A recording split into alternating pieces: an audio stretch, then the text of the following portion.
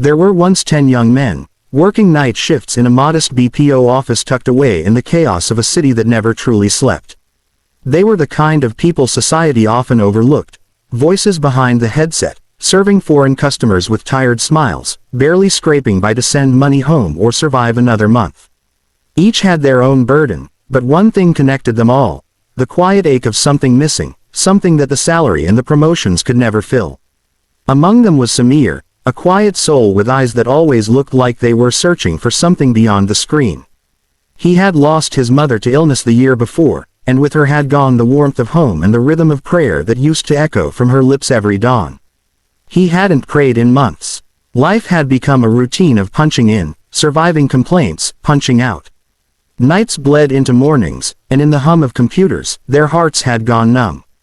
But hardship has a way of peeling back the layers of false comfort.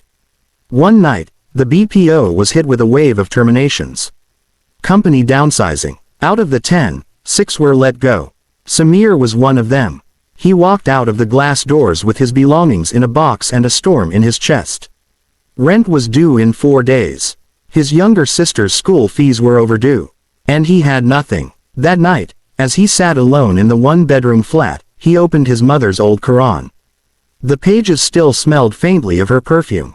His eyes fell on an ayah she used to recite when things were hard: "And whosoever fears Allah, He will make a way for him, and provide for him from where he does not expect." Surah At-Talaq 65, 2-3.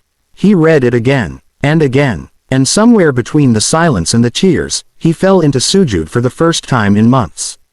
It wasn't neat, it wasn't polished, it was just raw, real, a whisper from a broken heart to the one who listens even when the lips can't form the words.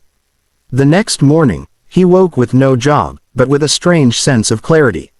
He started to pray again. Fajr at first, then Dhuhr, and slowly, piece by piece, his life began to shift. Not financially, not yet, but something inside him began to rebuild. The worry didn't vanish, but it stopped crushing him. And with every sajda, he felt like he was breathing again. Meanwhile, the others had their own awakenings.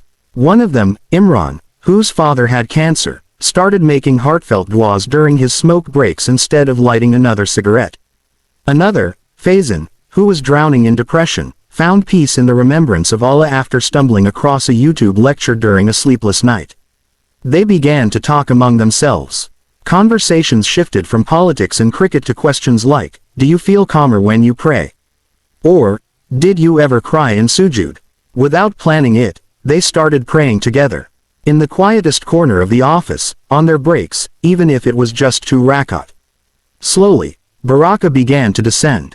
Samir got a freelance project through a friend, which led to another, and then another. He started earning more than he had at the BPO.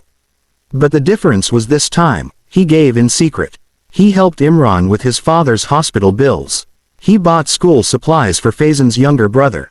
No one knew, except Allah. Their hearts were changing. The tests didn't stop. There were still rejections, illnesses, heartbreaks, but now, there was tawakkul. There was sabr. There was this unshakable belief that no matter how stormy the sea, they had a captain who never abandoned his ship. One evening, as all 10 gathered for tea after Isha, they spoke about their journey.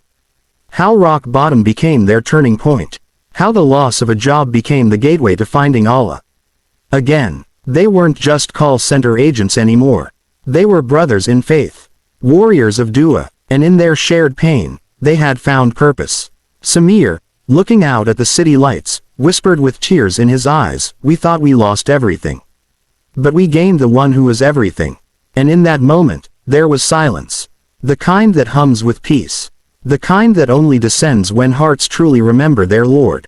Indeed, in the remembrance of Allah do hearts find rest. Surah Ar-Ra'd 13:28. May we all return before it's too late. May hardship be our doorway to Him.